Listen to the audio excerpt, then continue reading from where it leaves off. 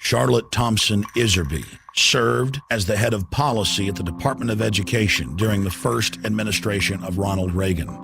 While working there, she discovered a long-term strategic plan by the tax-free foundations to transform America from a nation of rugged individualists and problem solvers to a country of servile, brainwashed minions who simply regurgitate whatever they're told. We now present to you the secret history of Western education, the scientific destruction of minds.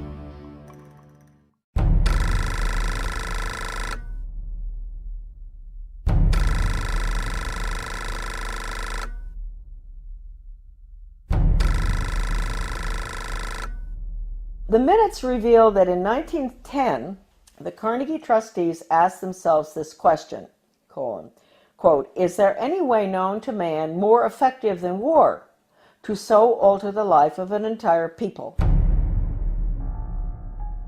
For a year, the trustees sought an effective, peaceful method to alter the life of an entire people. But ultimately, they concluded that war was the most effective way to change people. Oh, God. World War I, horrible war. Oh, I mean, made every other war look like nothing. They sent a confidential message to President Wilson insisting that the war not be ended too quickly. After the war, the Carnegie Endowment trustees reasoned that if they could get control, here we go, of education in the United States, they would be able to prevent a return to the way of life as it had been prior to the war. And they recruited the Rockefeller Foundation to assist in such a monumental task. Education should aim at destroying free will so that pupils are thus schooled they will be incapable throughout the rest of their lives of thinking or acting otherwise than as their schoolmasters would have wished. Influences of the home are obstructive, and in order to condition students, verses set to music and repeatedly intoned are very effective. It is for a future scientist to make these maxims precise and discover exactly how much it costs per head to make children believe that snow is black.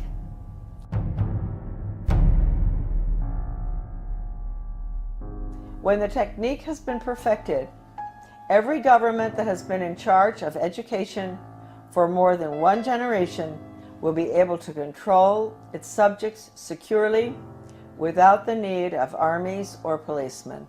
End quote. Young people cannot be trusted to form their own opinions. It's our job to tell them.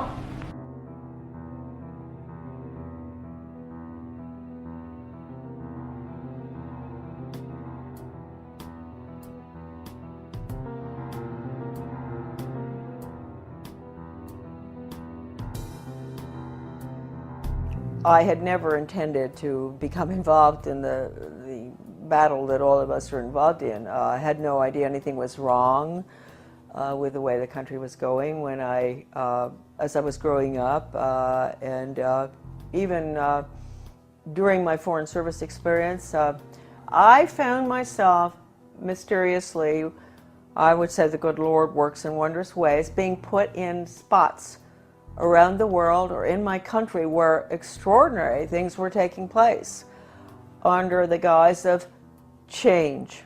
And we've all heard that so much, you know, from the Obama administration, Bill Clinton, he was the first one to mention change agents, etc. So for some reason I was plucked out, and I found myself being sort of pushed. My name is Charlotte Thompson Iserbyt. My maiden name is Thompson. My husband, who I want to give great credit to at this point, was Belgian, from the Flemish part of Belgium. I met him, I'll explain that later, in Europe when I was working at the embassy in Brussels. Without my husband's help throughout the last 30 years, certainly when we came back to Maine, my work never would have happened. And he understood beautifully. He had been highly educated in Europe, and he understood the whole plan. In fact, about 5 years after we had come back to the United States, someone gave me Gary Allen's book, None Dare Call It Conspiracy. I was on the school board, and this lady called me, and she loved the work I was doing on the school board. Of course, nobody else did, but she said, I've got a book for you.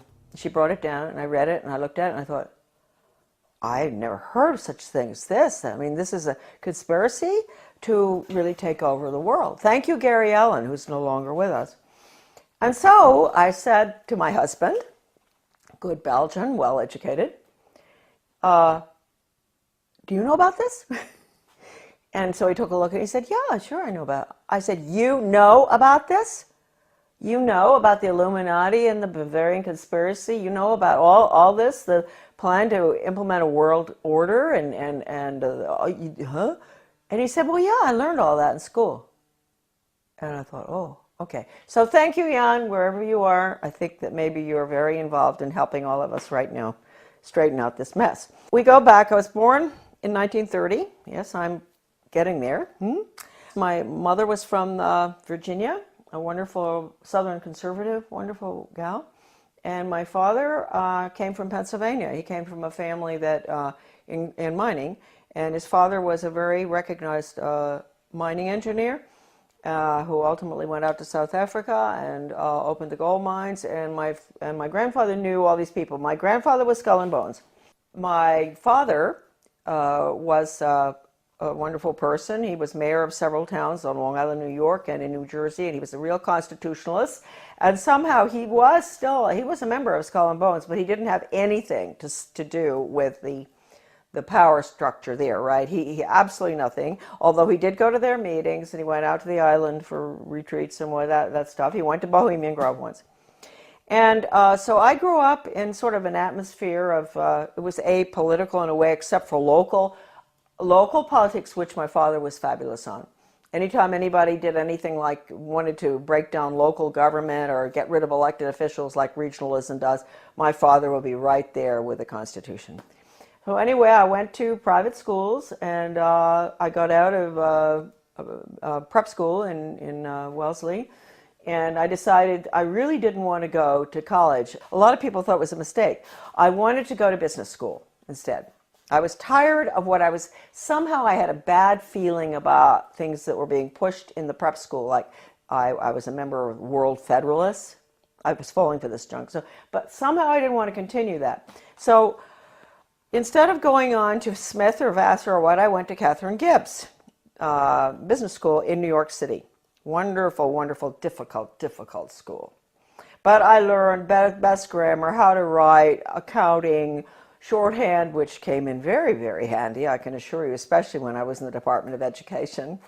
I got out, I graduated, and the Korean War was on. So I was very patriotic. My mother had always worked for the Red Cross. She was a volunteer during World War II at the mental hospitals, bringing the guys in from the war.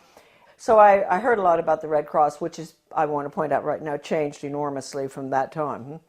And I wish I could say it in a better way. I think it does very good work. But it's connected with all the other, non-governmental, non-profit groups, and they have all been infiltrated. I signed up for Korea, that's right, but they changed my orders. At the last minute, I went to Guam. I spent a year there. My next assignment was Shitoshi, Hokkaido, another air base, fighter base, I think. I finished my tour. I didn't want to come home by air. I wanted to go by ship. So I decided to go. A friend of mine went with me, third class, in the bowels of the Vietnam, which was a freighter. Luckily, I was in third class. So I was down, and we had very good food, because French have good food, whether it's third class or not. Always a big bottle of wine in the middle of the table. And the people at the table were coming out of North Vietnam, coming out of North Korea, and China. They were refugees. And, of course, the Vietnamese ones spoke French, and the Chinese were very well educated. They were well educated Chinese, so they spoke English. I spoke French, so the conversations were unbelievable. They would tell me what had happened, why they were coming out, what was going on under the communists, which we didn't let General MacArthur, move in and take over. Truman brought him home. We could have won that war. We could have kept the whole Far East from collapsing, but that wasn't the plan. That old soldiers never die. They just fade away. This one woman was taking her daughter to Paris, to the conservatory there of music, to study piano. And she told me that her father or grandfather, I'm not sure, was a very famous pianist in China during the Cultural Revolution, and that they cut his hands off. And so that, I never forgot that. And then the other lady, she was from Vietnam, North Vietnam, and she told me that her grandfather, they killed him because he was opposed to the communist regime, and they cut his head off and they stuck it on a pole, and they marched around town with his head on the pole, which of course was to, warn the rest of the Vietnamese, keep your mouths shut. Don't go up against this regime. Then my father, he's a New York lawyer, absolutely wonderful person, great sense of humor, and I know he's skull and bone, so we have to forgive him for that. But anyway, so he says to me after, I've been gone for 2 years, mind you. This is his young daughter that he cried when I left, right? What are you doing going abroad? So after 2 months home, he said to me, Shar, well, when are you thinking about moving on? And I thought, God, I've only been home 2 months. I've been gone for over 2 years, and they want me out of here. And I thought, well, I guess he's right. I better not hang around home forever. And so I went down to the State Department. I had all the background because of Catherine Gibbs. That's the best thing that ever happened. I had the credentials to get into the State Department to work for ambassadors, which I did, assistant secretaries. I worked in Washington in Soviet affairs, in Middle Eastern affairs when all the Suez Canal stuff and everything was going on. I took dictation from John Foster Dulles. I'll never forget once when he was this was really during the tremendous problems with the Suez Canal and everything, and he had Golda Meir and the ambassador from Israel, to the United States there. This is so funny because I was taking shorthand, and so all of a sudden someone kicks me under the table. Golda Meir, she's kicking her friend, the ambassador of the United States, whose name I can't recall right now, and kicked me instead. And I said, oh, gee. And she said, oh, I'm so sorry. She said, he's dictating too fast. He's a very good friend of hers. Dictating too fast. There's no way you can get it. So anyway, those are little funny stories about the State Department. But anyway, and then I was in Soviet affairs. I saw very strange things there. I went to South Africa. I worked for the ambassador in South Africa. Fascinating, because my father and my grandfather actually had lived in South Africa. Then I got sick and I came back to the States, and then they assigned me to work for Ambassador Douglas MacArthur Jr. That's the nephew of the general, and in Brussels. He was a wonderful man. He was not easy to work for, but he was a wonderful person, good American. And that was at the time, again, you see where these things kept happening in my life. This was the Belgian Congo crisis, and in Katanga. And I was there. I saw all the cables coming in regarding the UN troops and how they were raping citizens and nuns, and people were dying and all. So I was there in Brussels. Here I'm learning, Charlotte's learning, that the UN isn't what people think it is. And all these cables coming in. I meet my husband. I meet him on a train going skiing. That's how I met my husband.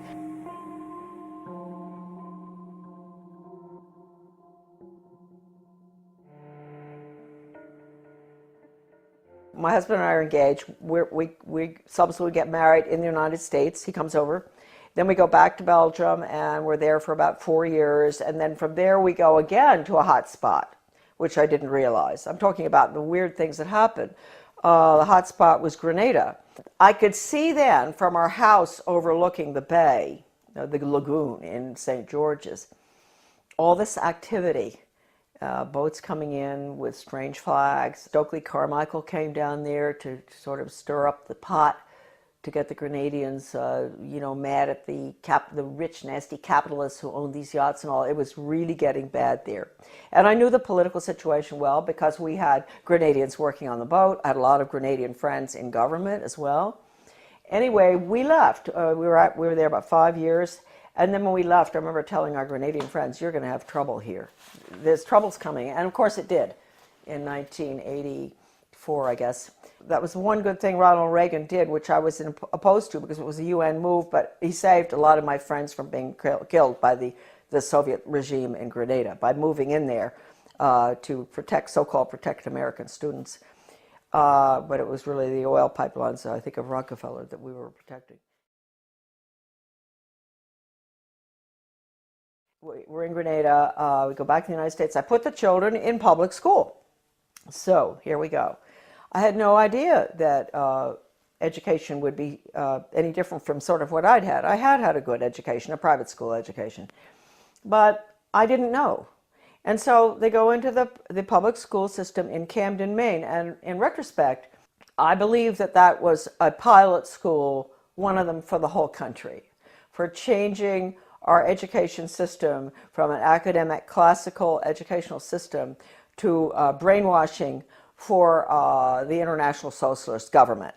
Everybody has all the research on this. I have so much. It's all in my book, The Deliberate Dumbing Down of America. I hit Camden and I start asking, I get on a little committee, philosophy committee, and we were all asked by the superintendent, a highly skilled change agent out of Harvard, well, I want to know what all of you feel the purpose of education should be. And so I said, well, I think it should be to give the students a sound academic education in basics and also a strong sense of sound morals and values. And boom, they all looked at me and they said, whose values?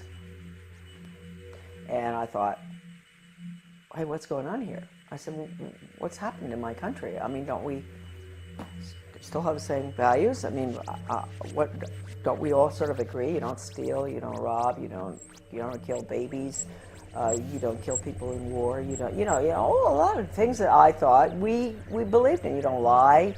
Everything was changing, and I saw it, and I saw the curriculum coming in, and I went for the values clarification training myself to find out. I had a call from a master teacher who taught all over the world, and she said, you are absolutely correct. I was on the school board by that time. After 3 tries, I got on. And she said, you're absolutely correct. I want to pay for you to go for some in-service training. And I said, in what? And she said, well, it's called Innovations in Education, and it's how to become a change agent. She paid $100 for me to go. I went. And all these normal-looking people, nice, some from my own school district and all, and the guy is a facilitator, but he's using this big book called Innovations in Education, a Change Agent's Guide, and it has all these case studies of teachers and administrators and how to sneak in controversial curriculum such as death ed, sex ed, bullying ed, alcohol ed, drug ed, all these programs that have education hanging off the end of them that have nothing to do with education. It's interesting. You don't have math ed and science ed and all. They call it math and science and history, right? But when you see anything with education hanging off the end of it, red flag, huh? In that training, he taught us how to identify resistors in our community. And they were the people who were smart, who knew that these programs were designed for nothing other than to make children engage in sex, to drink, to take drugs, to do all the things that the parents were being told the programs were to help the children. I was considered a resistor too. Here they were training me to identify myself, huh? And so I never, ever got over that. Also, we were being trained to go to the important people in the community, and they're really very good people. We all know who they are. They're friends of ours and all, but they're head of Rotary, head of Garden Club, head of Historical Society. You go to them and you explain to them in very, very good, highly skilled change agent manner, which is just lies, how important these programs are for your children. We've got to put these programs in. This was 1973, all the way through right now. Huh? That period in education, we call it the unfreezing of our children's values, the ones taught by the parents at home and the church, basically. Change agents were highly trained by the National Training Laboratories. We had the headquarters for that in Bethel, Maine. That goes all the way back to World War II. I have the original paper from that, and it said that what they're putting in is they want to change the values to unfreeze the system, and then they're going to implement the new values, the new communist values for world government. That was the goal, and they did a good job on it between 1970 and the year 2000. And now the values, as we can all see, people are saying, oh, well, we've got to be tolerant, there are no absolutes anymore. That's not fair to judge people. Don't be judgmental. If your grandmother is dying of cancer and you can't afford the medicine, it's okay to steal it. That's what you call values clarification. With the education for a planned economy, using workforce training, identifying children at a very early age, what they're going to do the rest of their lives. It's the Soviet planned economic system, starting as early as first grade. That's being put in now under the guise of school choice, charter schools, and using the performance-based, outcome-based Skinnerian Pavlovian method with a computer. Pavlov, interestingly enough, was a Russian. People think that he invented operant conditioning. He didn't. He went to Leipzig, Germany, and he studied under Wilhelm Wundt in the 1800s, mid-1800s. Wilhelm Wundt was a philosopher, German philosopher, who was involved in trying to figure out how you can get people to do change, understanding the psychology, what makes people click, how you can get them to do what you want them to do, etc. And he became very frustrated with the inability to change people's behavior and their views and everything, doing the traditional way, lectures and this and that and all, and discussions and all. And finally, he realized that what he was dealing with was the human soul. The soul is a very difficult thing to track. It sort of floats all over the place, and it rebels, and it doesn't, it's independent.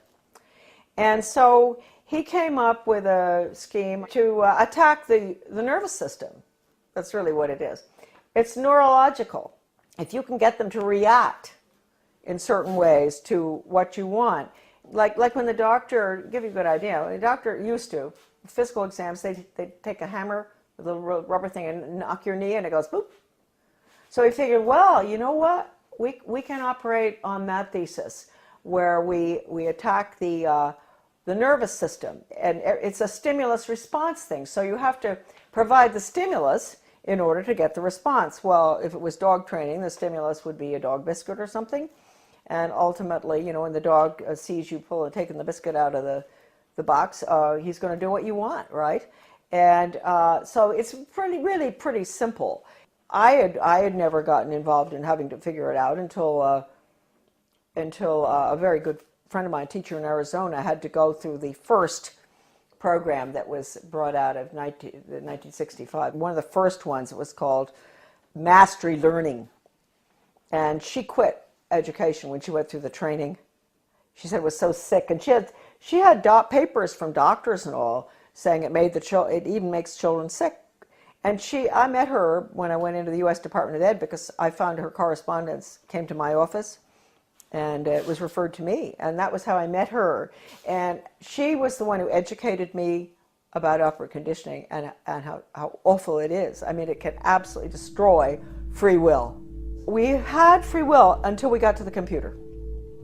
The computer absolutely destroys. The child there's no thinking going on there. There's no transfer being made. And you've got to understand that. All the documents in regard to this by people, not myself, by educators who have been trained in it, are in my book. So you don't have to say Charlotte said that. You can say Professor so-and-so said that.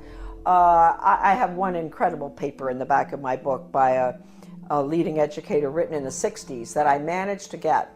It was attached to the Project Best application for funding that I talked about, the one I got fired for. And that paper talks about the need for computers and how wonderful they're going to be and all. But he says, if you don't agree with the message morally and ethically that's going on to that software, Do not do it. And that's coming right out of the mouth of an educator involved in it. He says you have to have a conscience, because that software is so powerful that no matter, you may think, oh, well, the person on the other end, you know, he can do what he wants and make up. No. Once it's in the software, and once the child is clicking away on the computer and getting the little happy face as the reward, that's what happens. We all know that feeling when we get something good on the computer. He's not going to ask any questions. That's it. Finished. And it can bring the student to a certain totally opposite position in their thinking using Socratic questioning. So it's very dangerous. I can't tell you how dangerous it is. I mean, how dangerous is a method that can actually change, actually destroy one's conscience. That's bad news. And we were all softened up, and that's what we're looking at today. Now, the refreezing has to take place. The refreezing is going to take place with the use of the computer. Schools will be bookless. They are already some of these programs coming in. So anyway, I was on the board. I saw that. I went for the retraining. Then I got off the board, and I formed with Bettina Dobbs of Maine, a wonderful teacher and a nurse. We formed something called Guardians of Education for Maine. And we were in business for about 15 years. We did a lot of very good work. In 1980, I went to work for Ronald Reagan, and I worked there for 2 years until I was fired. Right? But I had worked hard for him from 1978 to get him elected. Right? And then in 1980, because of the work I'd done and the work in education, I got an appointment in the U.S. Department of Education.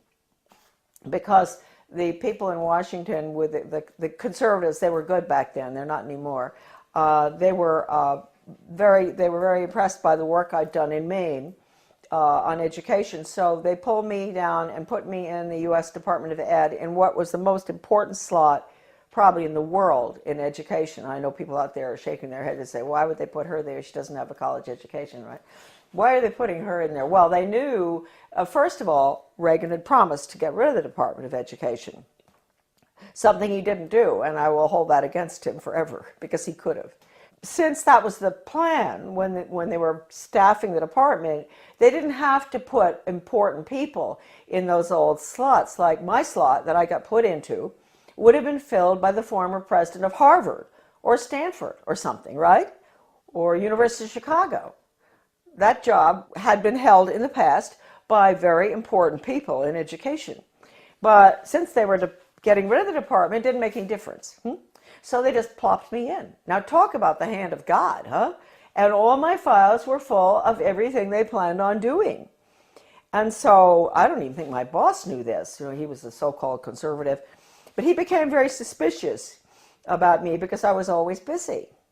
Even though I didn't have a lot of work to do from him, I was always busy because I had lots of things to read.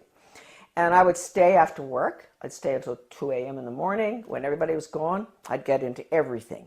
Sure, if it had just been the job and all the files and everything had been whisked away by these former very important educational change agent communists, Marxists, I would not have found stuff, but all the stuff was left in the office. What I saw was so depressing. That's hardly the word. I mean, this was the education of Charlotte. It was the greatest horror story I had ever encountered. And at one point, he sent me, he wanted to get rid of me out of that office. He sent me up to the National Institute of Education, which is where all the research is performed. They send out all the grants and contracts to the universities or schools or whatever from there. I found out I was really in the belly of the beast right there, because I had access to all the computer printouts of all the grants and contracts of your money, folks, going out not just across our country, but all around the world, about how to change the education system from academics to a brainwashing using Pavlovian, Skinnerian, operant conditioning computers and workforce training for the globalist economy. the corporate fascist socialist communist government that's coming right in this minute. I had a friend from Maryland who used to come and she had a huge Cadillac, and I'd get all my stuff and put it in, interesting for Maine people, LL bean bags. You know those big LL bean bags? Those huge ones? And I'd put all the papers in there, and at lunchtime we'd meet uptown for lunch. She'd come in, marvelous gal, Australian, who I absolutely love, probably one of the finest Americans who ever, she was Australian, but she did more for our country than anybody I've ever known. Brilliant. We'd meet, dump the stuff in her car, go have lunch. She'd take it home. She'd get some of it out to the people across the country.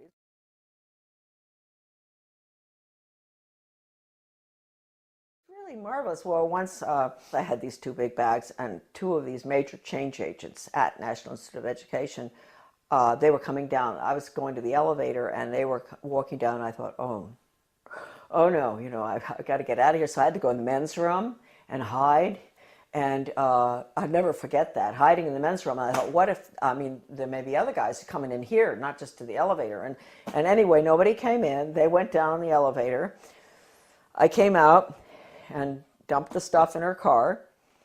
It was not a really exciting job. It was mainly to see if the universities, the schools, the different entities across the country that were getting money, or around the world, from the taxpayers, that they were getting their quarterly reports in on time. That's all. It had nothing to do with philosophy. Huh? And so one day I ran across a grant to Lansing School District, Lansing, Michigan. This was University of Michigan connection with my office. And it was a values clarification program for first graders, elementary school.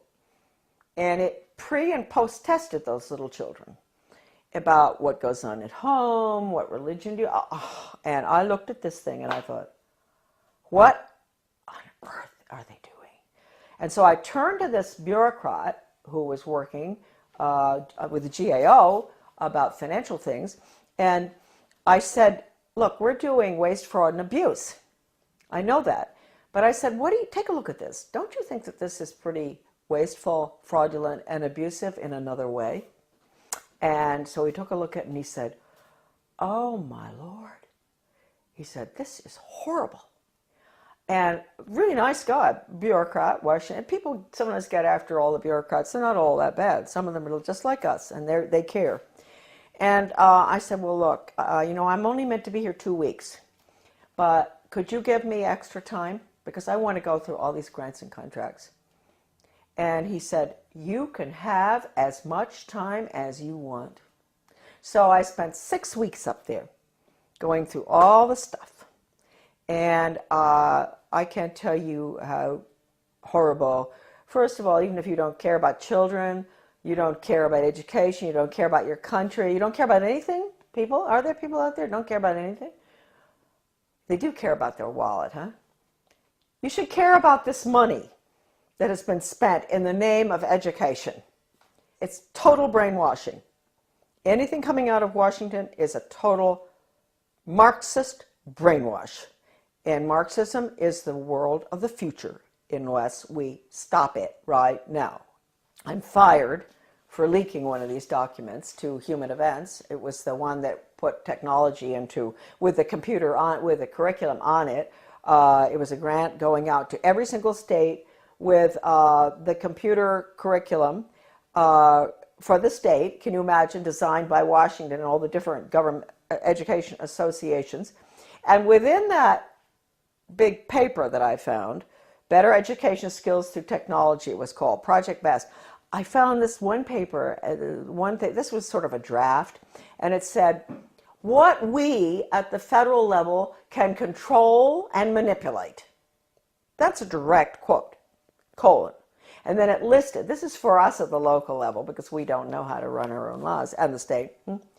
I get fired. Then I write the president, I write Reagan, and I tell him what's going on in the department. And I said, you would be shocked if you knew. This place has got to be shut down, etc. And it was a long letter. I explained everything, that the U.S. Department of Education is a Marxist factory designed to destroy any semblance of good values academics, etc., and to make sure our children march blindly into a socialist communist world government. That's the goal of the U.S. Department of Education. They didn't want anyone to know that Ronald Reagan had that letter. So I never got a reply. I tried to. I called Ed Meese. I went home, called Ed Meese, who was the chief counselor or whatever in the White House, and I said, I want to talk to you all. I want an answer to that letter. Finally, I went down and talked with Ed Meese's aide, Ken Cribb, and I said, he patted me on the shoulder, you know, that way they do that. Oh, Charlotte, aren't you pleased to know the president got your letter? That's an admission right there. I know he got it because John Lofton, a journalist at that time in Washington, called his office, the White House, back in 1983 or something, and asked. And they said, yes, it's on his desk, and he's marked it up. So let's get that straight. He had it. The purpose of that letter was to make sure that that department is abolished and the American public education is returned to its original status, run at the local level and with elected school board members and with no influence whatsoever from the federal or international level. That's how it should be. It was the best education system in the world. That's what I was asking for. Anyway, it didn't happen. That letter to Reagan, again, is on my website, Deliberate Dumbing Down, under a PDF. I wrote in 1985 a book called Back to Basics Reform, or Skinnerian International Curriculum. And to make sure people read this little 39-pager, I decided to put an asterisk so that they didn't really have to read it. I put an asterisk which said, necessary for United States participation in a one-world socialist government plan for the early years of the 21st century.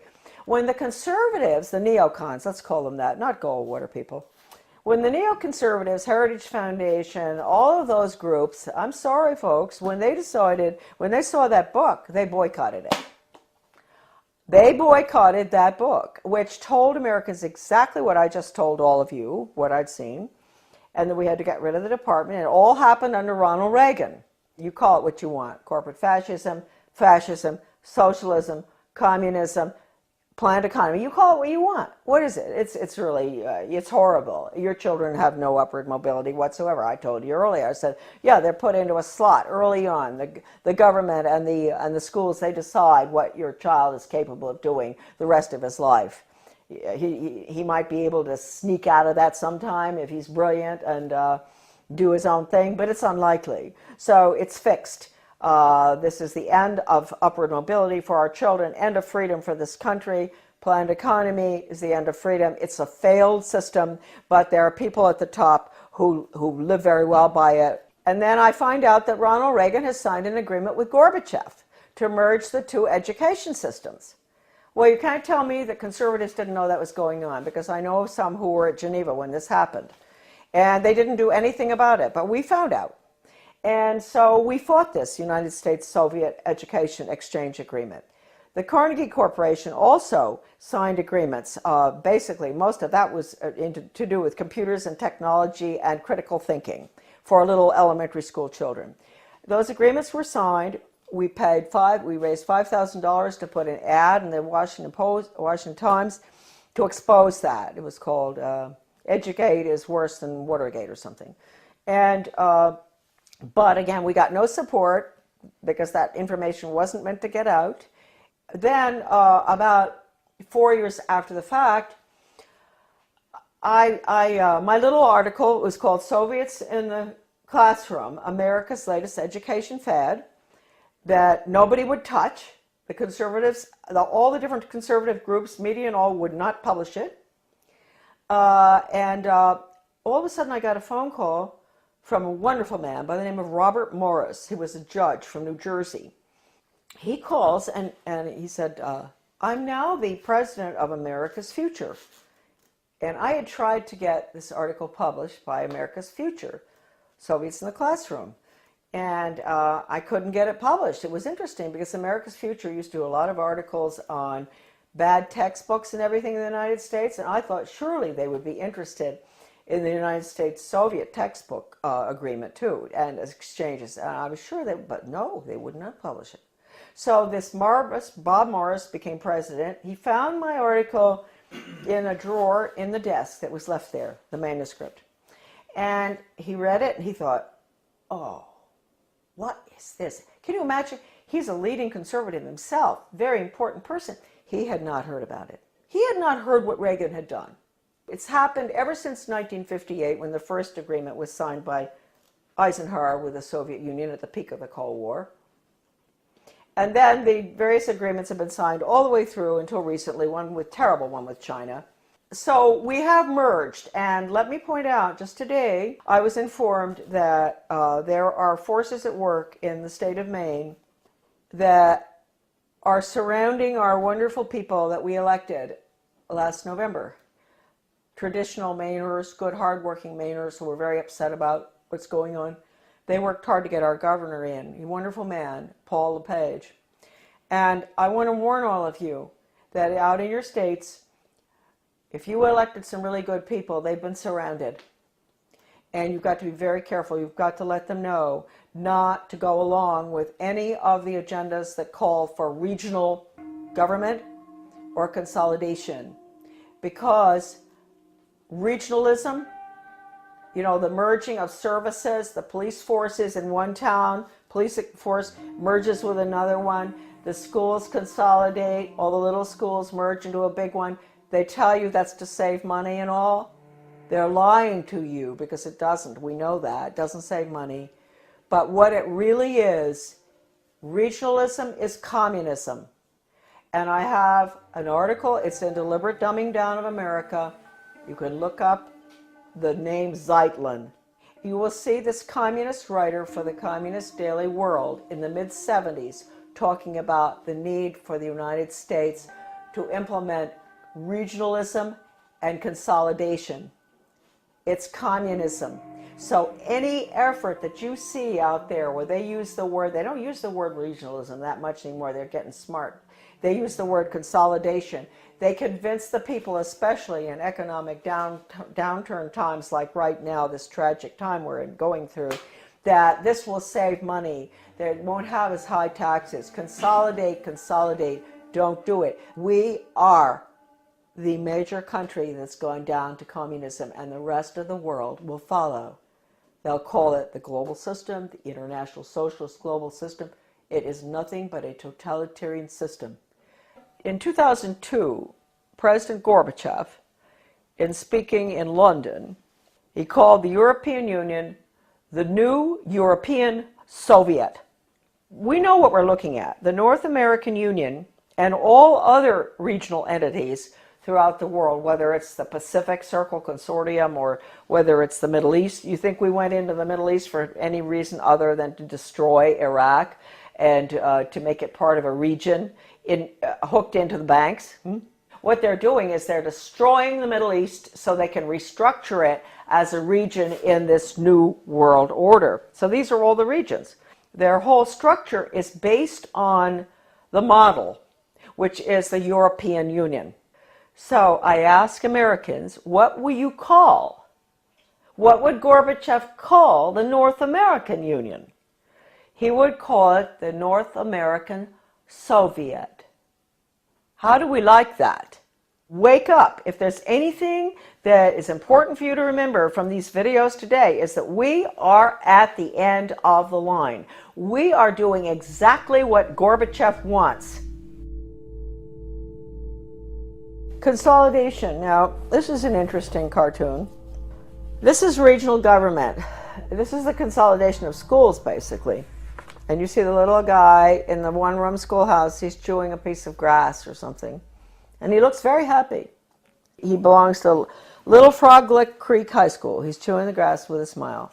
If you follow him through, you're going to see him looking more and more miserable as they merge his one-room schoolhouse to a six-room schoolhouse, to 8 more schools, and then into a central school, which is a region. And then you're going to see him at the end. He's holding his left arm out, up like this, clenched fist, little hair, very unhappy. And his t-shirt says, Our Lady of the Benevolent Dictatorship, One World Global Training Corps. And then the last one, he has on earphones, like you guys have all the time. Finally, he's smiling. He's connected to something with a wire. And it says Interplanetary Carbon Unit Reprogramming Pod. Well, I saw that in a very liberal left education journal called Phi Delta Kappa. Many people will recognize that, 1983. The title of it is Consolidation, going from the small school to the central regionalized school, and which is what regional government is all about. And you can get rid of all the parochial views that the children have in the little school, where the parents can go, school board meetings just across the street, the school, and all the parents know each other, the teacher, it's a lovely atmosphere.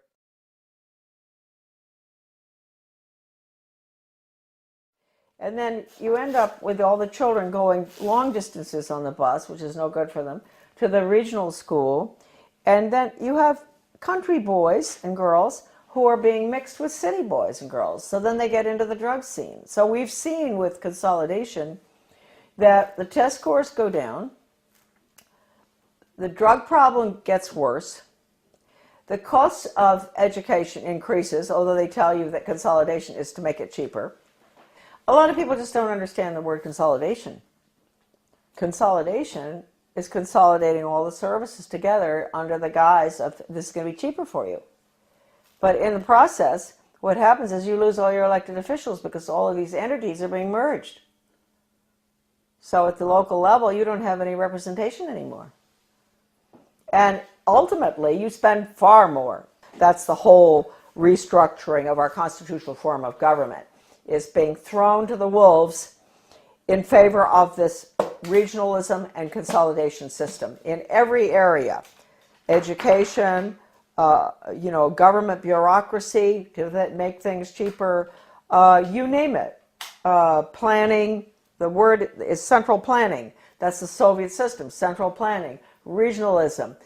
No matter how beautiful everything looks outside, no matter how good those restaurants are in your town, or the good funny movies, or the whatever, no matter whatever beautiful things you see in your life and your family, etc., folks, it's curtains. October 24, 1975, the World Affairs Council of Philadelphia issued a Declaration of Interdependence, written by well-known historian and liberal think tank Aspen Institute board member Henry Steele Commager. This alarming document, which called to mind President Kennedy's July 4, 1962 speech calling for a Declaration of Interdependence, Kennedy, was written as a contribution to our nation's celebration of its 200th birthday and signed by 125 members of the U.S. Senate and House. When in the course of history the threat of extinction confronts mankind, it is necessary for the people of the United States to declare their interdependence with the people of all nations and to embrace those principles and build those institutions which will enable mankind to survive and civilization to flourish. 2 centuries ago, our forefathers brought forth a new nation. Now we must join with others to bring forth a new world order. We affirm that the economy of all nations is a seamless web, and that no one man can any longer effectively maintain its processes of production and monetary systems without recognizing the necessity for collaborative regulation by international authorities. This little blue book is called Conclusions and Recommendations, and it has a weird title, and you'd think it only deals with social studies, but it doesn't. It's the report of the Commission on the Social Studies. It was funded by the Carnegie Corporation. And the book virtually recommends that the curriculum all be geared towards the Soviet system. Internationalism, planned economy, etc. It's been referred to by a leading British professor of British socialism as a plan for a socialist America. This book is at my son's website, AmericanDeception.com, thank heavens, because this is the only copy that exists in the whole world, right here. All right, so that's dated 1934. And what they're doing there is they're really talking about putting in a planned economy. So that's what we're putting in right now with the program that's just gone into our little school in Dresden, Maine. We've put in the Di Lorenzo Reinventing Schools plan, which I said earlier, your children will be graduating at 14 or 21. No grades, no ABCD, no kindergarten through 12th grade, because it's going to all be workforce training, and the curriculum will be based on the Malcolm Baldrige Total Quality Management Award that has only in the past been given to Cadillac and Hilton Hotels and things like that. The Malcolm Baldrige National Quality Award gets results. We're not there yet. We're continuously improving, and it's something that is so deep in our organization that the concepts and principles of Baldrige will be applied forever here. So this same Carnegie Corporation in 1933 instituted the 8-year study, which went on until 1941. That's the Skinner method, performance-based, results-based. That's all what you can do, not what you know in your head. They don't want children to think or know anything, no history. It's what you can do for the good of the global economy. And the Education Commission of the States, a very important unconstitutional regional entity which controls education in every state as well, they had a little newsletter that I used to get. And one day I was reading it and my eyes went down to the bottom of the page and I said something. It said outcomes-based education is, and of course I'd always been fighting outcomes-based education, and it said it was experimented with for 8 years in the 1930s and 40s by the Carnegie Corporation. It was called the 8-year study. So nothing's new, folks. If we think the outcomes-based education that which is the biggest dumbing down education system that ever happened with children graduating at 14, right? If we think that it's new, no. It came from the 8-year study, which again was Carnegie. Okay. Now Carnegie, we might as well mention this at the same time. 1965, the Elementary and Secondary Education Act, Carnegie was all involved in paying for the national assessment, which is all 60% politically correct. That's the test that all schools around the country have had to give for the past, ever since 1965. Now it is 60% politically correct. Your kids' ideas on global warming, sustainable development, a world government, the fact that the Constitution's outmoded, all that. So they paid for the national assessment. They were the ones instrumental in putting up the money for the Education Commission of the states in Denver. In your Senate Education Committee in your state, there's always going to be one person who is on the membership of the Education Commission of States. So that'd be about 50 state people. So they get their orders from the Education Commission of the States. That's Carnegie, paid for that. In 1985, Carnegie signed an agreement with the Soviet Academy of Science. At the same time, Reagan signed the agreements with Gorbachev to merge the two education systems. Carnegie signed with the Academy of Science to develop computer courseware for elementary schools dealing with critical thinking. That was an agreement signed. That's for our children, right? In first grade, critical thinking on the computer. Reagan, Clinton, the two Bushes and all, implement the school to work agenda. That was the beginning of the planned economy under Reagan. So then Mark Tucker comes in, Carnegie. All the controversy going on in the 90s, Americans were up in arms about the destruction of their school systems. They would go in deliberately and destroy, because in order to restructure, you have to destroy. Foundation for the Advancement of Teaching, David Hornbeck, who's big on compulsory community service, compulsory. He called for that when he was the superintendent of schools in Maryland. He was commissioner. Way back, he called for mandatory service. That's another thing, folks. You better watch out. We're going to be slaves. Mandatory service. So anyway, this same Hornbeck, who's connected to Carnegie all along, goes into Kentucky, destroys that system, goes up to Rochester, New York. He goes out to state of Washington, Iowa, destroy the schools, restructure them for school to work. That's all Carnegie. And the latest information coming in for Maine with a complete recommendation, that is. Who knows, maybe our governor, well, we can get to him fast enough, to help him understand that we can't have charter schools. Charter schools are the vehicle to implement the planned economy. We can't have them. They're unelected school boards anyway. We don't even have a school board with a charter school. They get federal money. Why no school board? They get federal money, so we have to give the federal test. No charter schools, forget it. So all of this is coming together, coalescing at the same time. The 3,000-page hearings of the congressional investigation of the Reese Committee on investigation of the subversive activities of the tax-exempt foundations, I bought the only available copy in the country, 3,000 pages, from a really good friend of mine, a wonderful American. He had been offered any amount of money for that 20 years ago by one of the minions of the tax-exempt foundations. They did not want that copy to be floating around.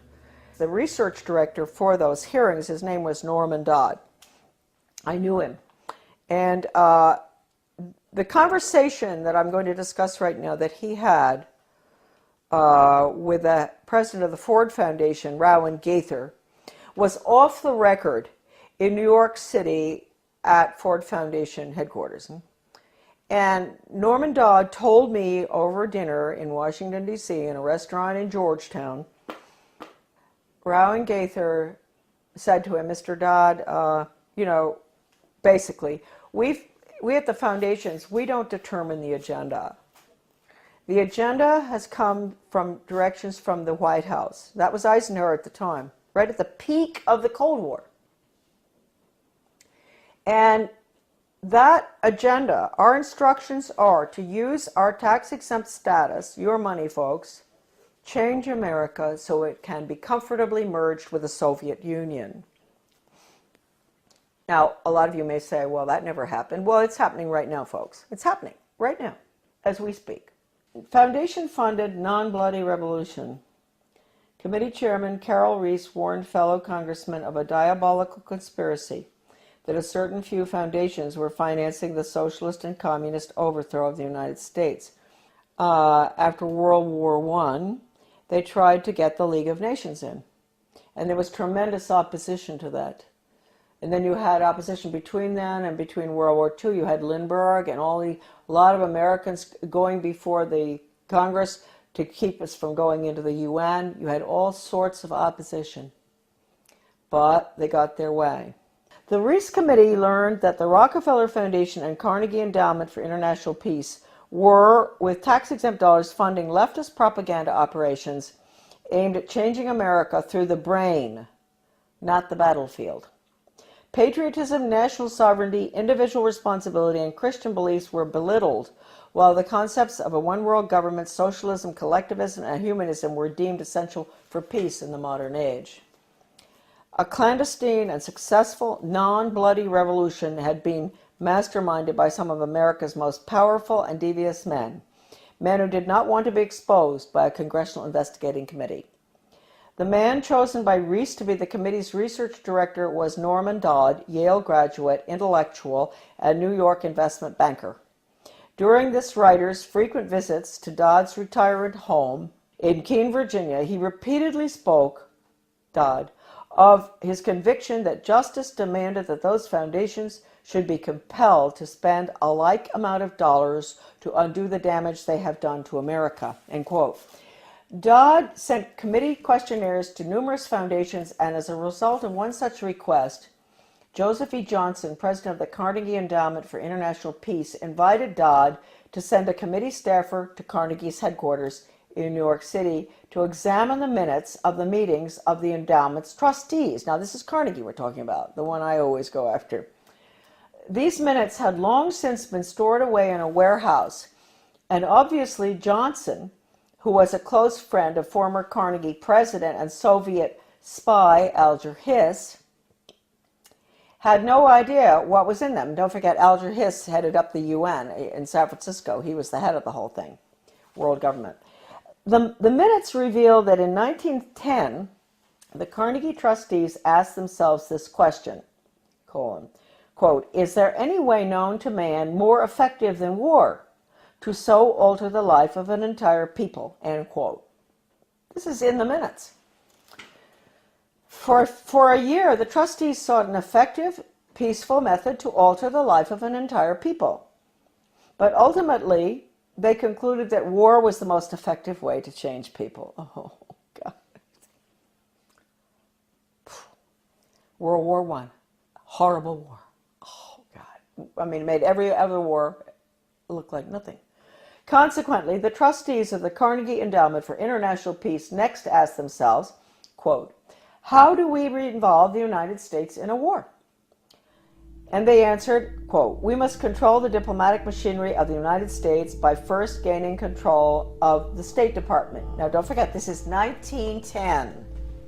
Norm Dodd said that the trustees' minutes reinforced what the Reese Committee had uncovered elsewhere about the Carnegie Endowment.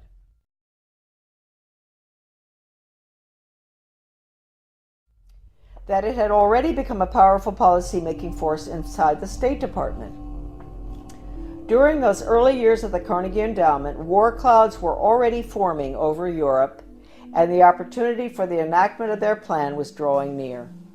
History proved that World War I did indeed have an enormous impact on the American people. For the first time in our history, large numbers of wives and mothers had to leave the home to work in war factories, thus effectively eroding women's historic role as the heart of the family.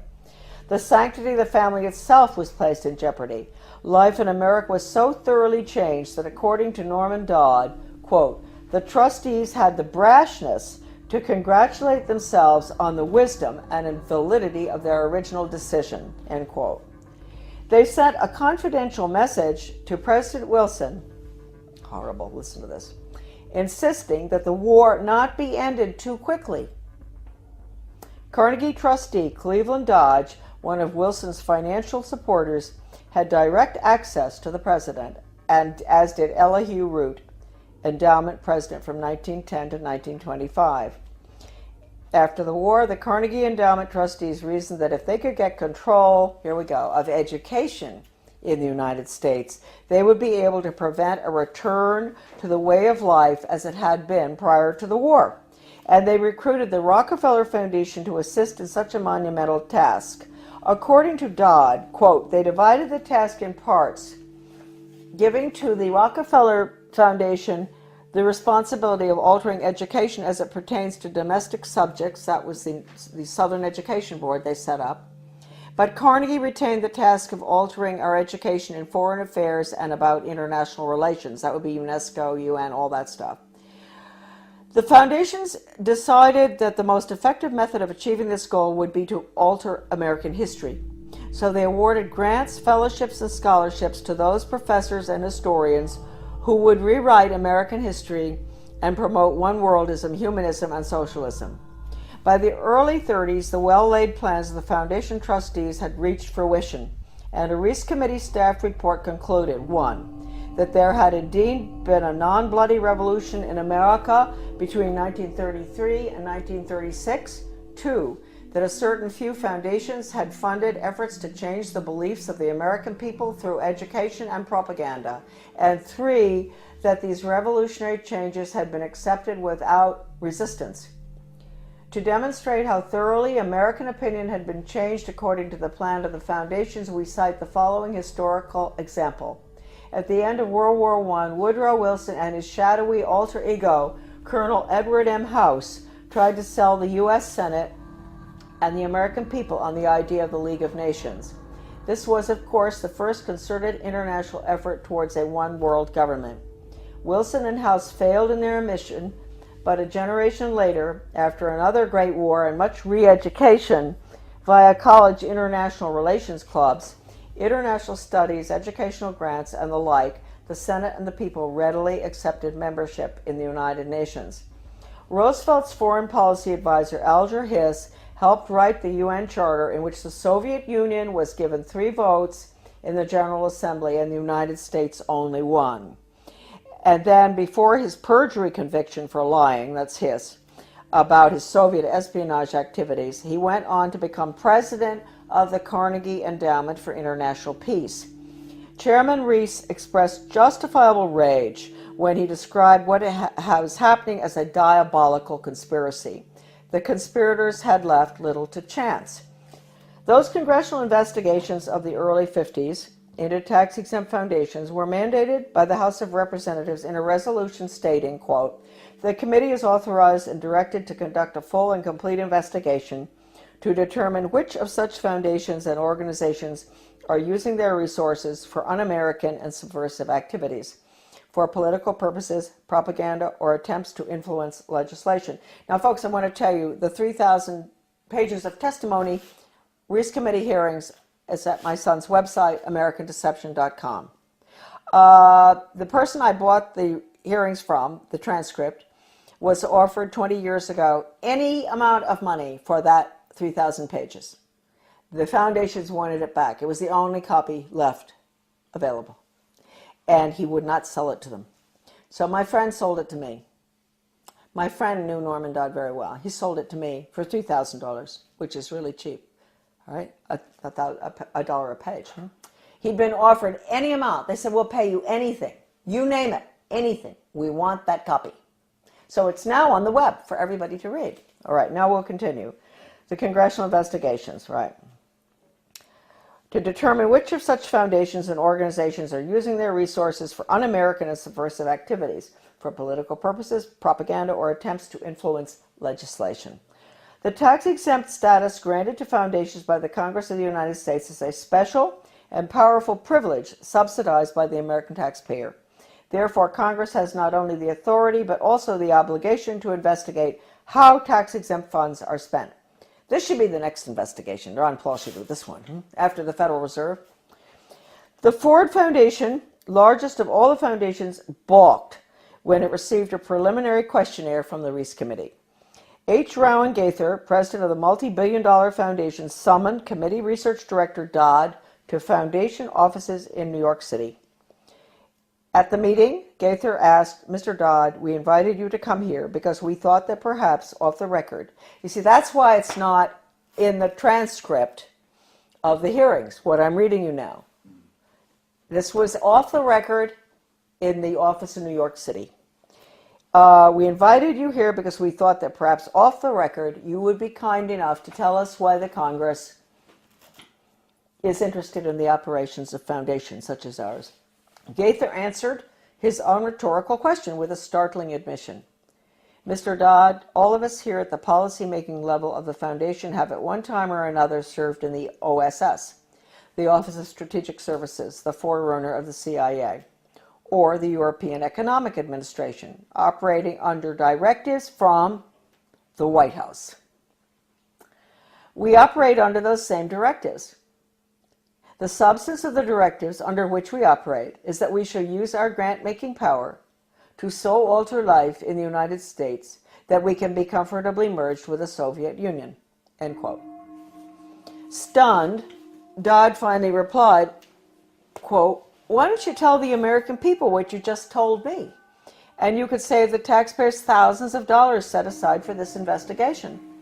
Gaither responded, "Mr. Dodd, we wouldn't think of doing that."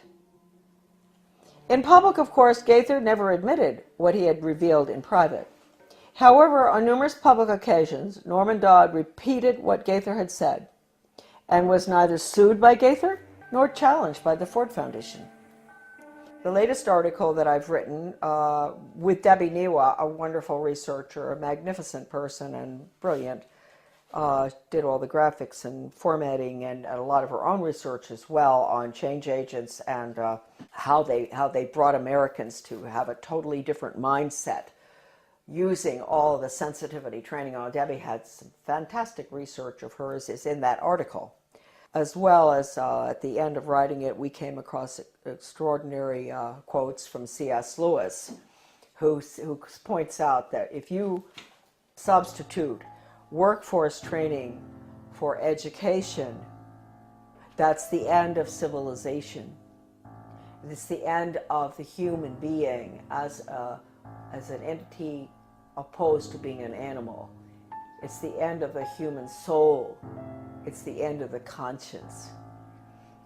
And we have all of the evidence from educators and change agents, articles saying that the computer is fantastic for changing values. an educator with the World Institute for Computer Assisted Instruction. His name is Dustin Houston, where he talks about, won't it be wonderful when the child in the smallest school, most remote area in the country can have the curriculum developed by the world's finest psychologists, and nobody can get between that child and the curriculum. Parents, wake up. That means you, parents, you can't get between the child and that curriculum. You can't control anything anymore. You've lost it. This is going in right now. And they say this works too. What works? I always wondered when I saw this stuff titled What Works in the U.S. Department of Ed, and I didn't pay too much attention. And one day I picked it up, something, and what works? Yeah, dog training works. If you reinforce, if you give rewards and all. And mind you, folks, the rewards are being passed out galore all over our country now, not just in education. In my former town of Bath, the police, the community-oriented policing system, the police are giving rewards to citizens who do good deeds. They give them a little medal. They see them help an older lady across the street who has groceries. The police determine what the good deed is. She gets a medal. That's a reward. That's conditioning. That's operant conditioning. You're going to end up with a society that never does anything for the sake of it being right. And they're never going to take a stand against anything unless it's approved by the government. So that's going to be the result of operant conditioning. It's throughout our community right now. The Secretary of Education, Arne Duncan, when he was in Chicago, with the Chicago schools, he even recommended paying students for good grades. Now, that's why teachers are up in arms about merit pay, performance-based pay. That's the same thing. They're going to pay the teachers for students getting good test scores. Now, wait a minute. First of all, you might think that sounds good. No, you got to ask yourself, what's the test? It's hard to believe that anybody would deliberately do this to children, but they are. They're evil people, and their agenda has been evil ever since this book was written. This is it. Proofs of a Conspiracy by John Robison, great Scottish scholar. Back in 1798, he was a Scottish Freemason, and he went to France and studied, French Orient Masonry, and was so shocked by what he saw, it was so much worse than the Scottish Rite, that he went back and wrote that book, which he actually did give a copy to George Washington. That book is like a global education textbook being used in the American schools right now. It talks about 1798. This is after the French Revolution. Get rid of royalty, get rid of religion, get rid of the family. That's basically what's in the book. They talk about dropping borders. Sounds just like a global ed curriculum. Turning the children against their parents. It's pure communism.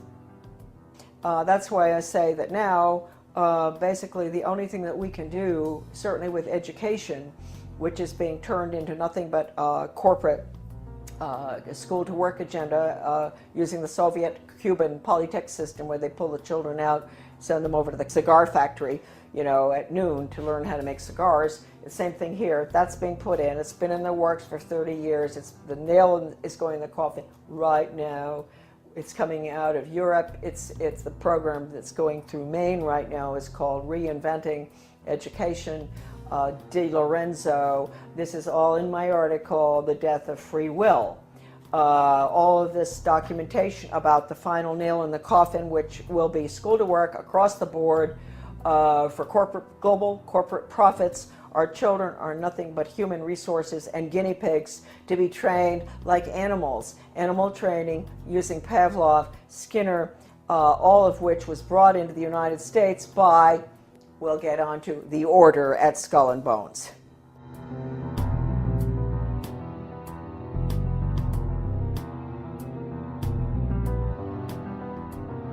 Coming soon to PrisonPlanet.tv, part 2 of our in-depth interview with Charlotte Thompson Iserbyt. We will expose the secrets of the Order of Death, publicly known as Skull and Bones. Mrs. Iserbyt's information, obtained from her father and grandfather, who were members of Skull and Bones, was the key intel used in the seminal work by Anthony Sutton on Skull and Bones.